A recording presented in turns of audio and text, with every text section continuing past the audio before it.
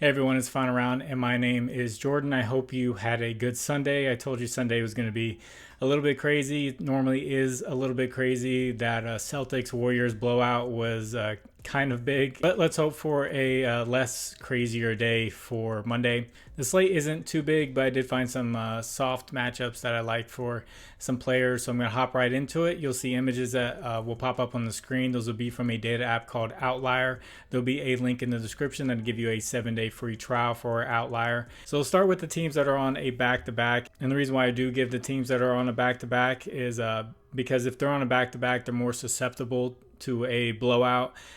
Just due to tired legs, and players on that team are more susceptible to going under or going cold or missing shots just because of tired legs, and that's especially if they're on the road. Players on teams on the fresh side, if they're not playing a back-to-back, get a little bit of a boost, I would say. So the Clippers will be on the road against the fresh Bucks. The Timberwolves will be at home against the fresh Trailblazers, and then the Thunder will be on the road against the fresh Lakers.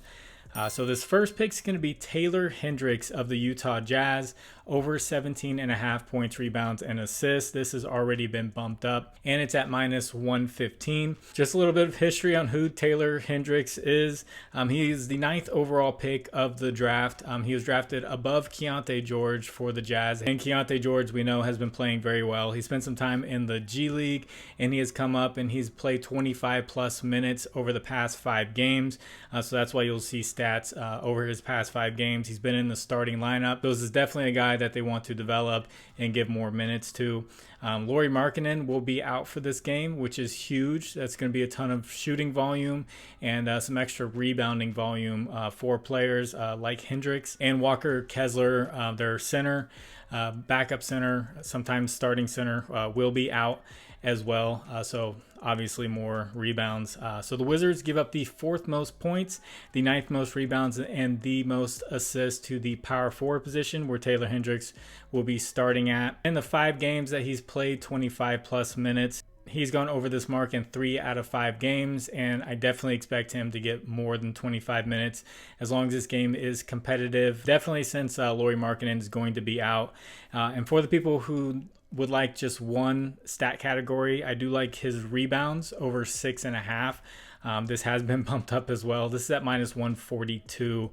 He's gone over this in 4 out of 5 games, and you'll see he had a really big rebounding game there recently. And this next pick, sticking with the Jazz, is going to be John Collins, over 10.5 rebounds plus assist at minus 140. His rebounds line got bumped up to 9.5. So rebounds plus assists is just one more. You're adding on the assists there.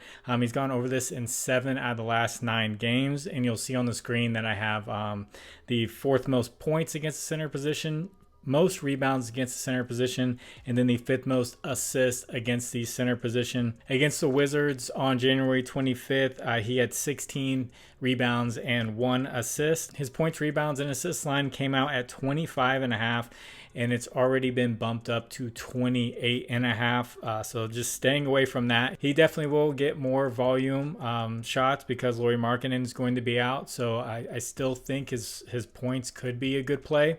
But as far as rebounds and assists goes, this hasn't been bumped up too much. Not 3 points. That's crazy. That's why I'm liking his rebounds plus assist at 10.5.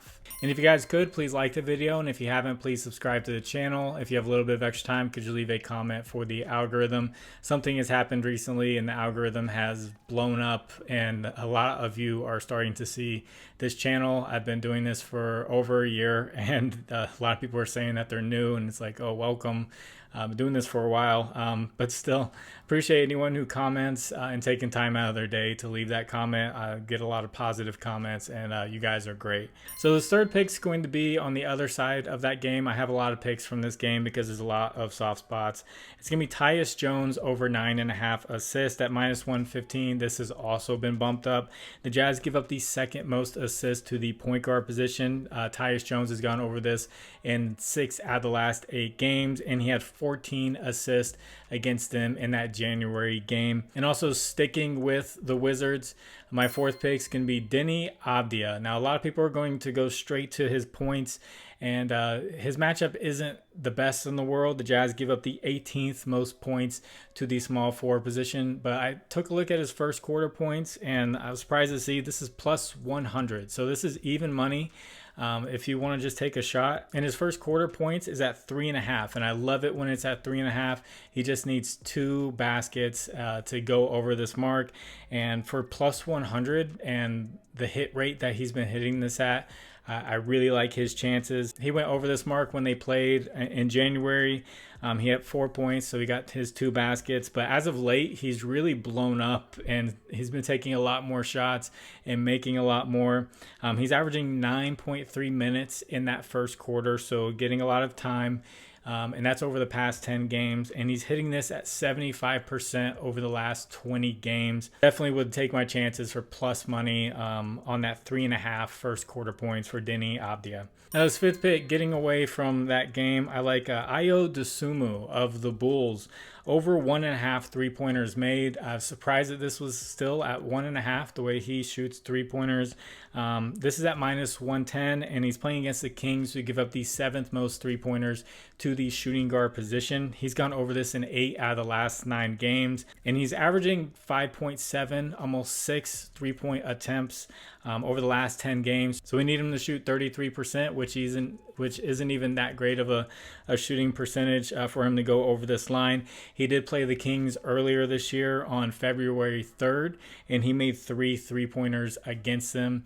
And I took a look at how he's been doing on the road, and he's gone over this in 6 straight road games. So really like Ayo Dosunmu in this matchup against the Kings. Then also sticking with that game, another guy for the Bulls, DeMar DeRozan, over 27.5 points plus assist at minus 113. The Kings give up the 2nd most points and the 8th most assists to the power forward position. He's gone over this in 8 out of the last 10 games. And in the one matchup he played against them on February 3rd, he went over this mark. He used to be a guy that I didn't like to take much because he was very inconsistent when it came to scoring, but he's been much better as of late over these past 10 games. So definitely like DeMar DeRozan over that 27.5 points plus assists. Now, before I get into this last pick, I usually shout out my partners for promo codes and all that, but since I'm getting so many more views, I do want to shout out a company that I use because I'm getting a lot more eyes on the video. It's called compassion.com. And if you feel led to, you can sponsor a child. I know a lot of people here are gamblers. You bet to make your money more, but this is a kind of a gamble. You're putting your money to help make a child's life better. I think that's better than having more money. So if you feel led to sponsor a child and change their life, I use this, and they've been great. You write letters back and forth, and you can really help change another kid's life. So I just want to throw that out there as I have a lot of more eyes. And if you do decide to sponsor a kid, let me know in the comments. I would love to know that you decided to take that step. In this last pick, I don't have lines for. It's going to be Anthony Davis of the Lakers up against the Thunder. I don't have the lines because the Thunder are playing right this second. Thunder give up the 9th most points, the 3rd most rebounds, and the 8th most assists to the center position. And you'll see on the screen, you'll see his game log. He's played 3 games against them this season.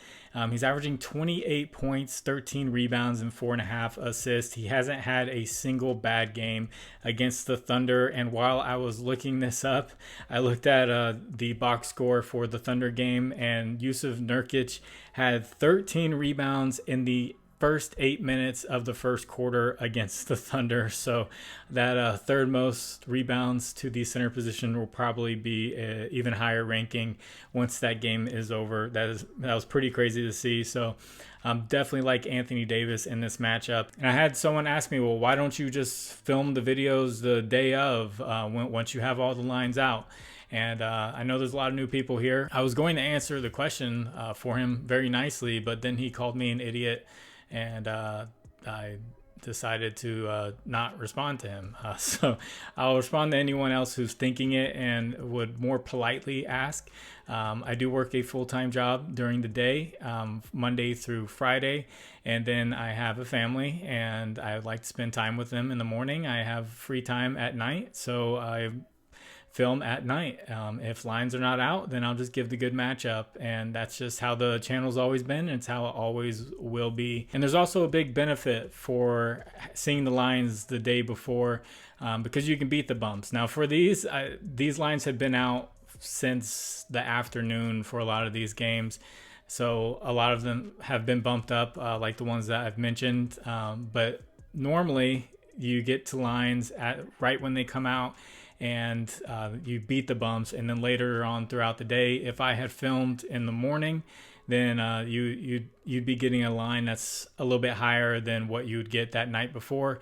And even when I give the matchups, like I gave Anthony Davis, maybe you really like his rebounds line, you can go ahead and just take it right away, and it will definitely get bumped up during the day. So even if I give the matchups, you can still get to the line if you see it in the morning and you beat the bump or something like that.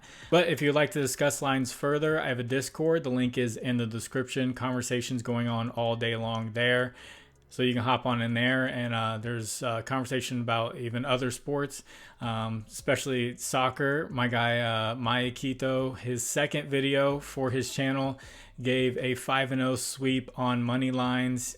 He posted a picture of someone who parlayed all the money lines. They turned $50 into $500.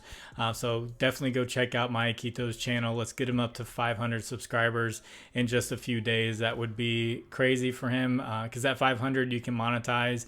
He's a college student, so that little bit of extra cash would probably go a long way for him. And if you do well with these picks and you feel like giving back, I have a Cash App and Venmo in the description. You can donate back to the channel, and thank you to anyone who does donate. And let's talk about the picks from the day before, if anyone's interested. Buddy Hield, 3.5 assists, he hit that. His 3-pointers made, he hit that as well.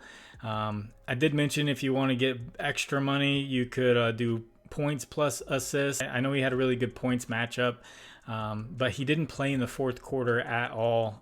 He has some games where he'll get his three-pointers made, and that will be just it. He won't go over his points line, so I definitely prefer his three-pointers made over his points line. And then Isaiah Stewart of the Pistons, I mentioned how I felt like his lines were really low, and I said, well, maybe they're low because they think that it's going to be a blowout, and they would see, and everyone's going to see that it's low. They're going to take the over. It's going to be a blowout, and then they're all going to lose, and Vegas is going to get the money. And guess what happened? It was a blowout, and he came up short. He didn't play in the fourth quarter, so he missed on his rebounds, and his rebounds assist that I mentioned was plus 100 if you wanted to get that even money. He did have 2 assists, so all he needed was a couple more rebounds, and he definitely was on pace to get it. In the third pick, Jalen Suggs was also in that blowout, and it was a little bit of a sweat there with 15.5 points, rebounds, and assists, but he did end up going over it, thank goodness. And then Gary Trent. Gary, we just asked you to pass the ball to 2 people and let them score. You got 0, Gary. You got 0. You just need 2 assists, and you didn't do it. Didn't do it against a team that gives up a lot of assists. So even with Scotty Barnes out, he did not take advantage of that. It was definitely Emmanuel Quickly who took advantage of that. And that was picked pretty much because it was a minus 120 for someone to get 2 assists. I felt like that was a good payout. And it just looked, it just made sense, but it didn't happen. And then Victor Wembanyama went over 3.5 blocks, and I was at minus 103. That was almost even money. So I don't know why they made that for his blocks, but he crushed that. And he went over his blocks plus steals. I didn't make that as a pick, but I had talked about it, and he crushed that. Turner, I had him for 4.5 first quarter points. He made a 3 right out the gate. And then he missed 3 shots, and then he got taken out earlier than his normal minutes. And then he didn't play too great the rest of the game. He did rebound well. And then Josh Hart, who I talked about, points and rebounds, he crushed it. He did exactly what I said that he does. He's the heartbreaker for Cleveland. He just kept getting rebounds. And then when Jalen Brunson got hurt, I was like, wow, his assists are going to go up.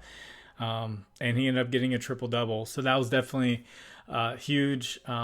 I did mention with this Celtics game, because I'm looking at my notes and I see Porzingis injuries, I did mention that Jaylen Brown had a really good matchup there. And if Porzingis was out, he's going to get even more of a volume. And Jaylen Brown took off in that first quarter. So I didn't even count what that was. But it's I think it's a little bit over winning day or whatever you want to call it. I don't really care too much. Some picks missed and some people lost money, and that sucks. But some people did make money, and that's cool. So just trying to do my best to help everyone make money. So that's what I'm here for. So hope you all do well. Gonna get this edited. God bless you all. It's Final Round. My name is Jordan. I'll catch you on the next one. Bye.